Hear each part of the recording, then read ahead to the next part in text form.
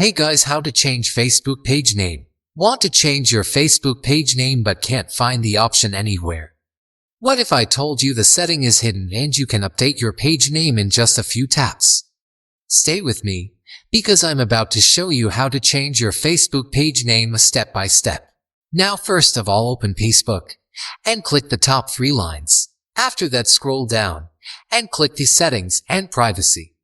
And again click the settings and scroll down, you see the page setup, click on it. After that, click the top name and that's change your page name, and then click the down review change. After that, click the down submit for approval. After that, you will receive a message from Facebook with a code written on it. Enter it here and click the continue. And that's it, your Facebook page name is successfully changed. Your page now looks clean, fresh, and more professional. If this video helped you, don't forget to like, subscribe, and turn on the bell for more Facebook and tech tutorials. See you in the next video. Keep growing your page.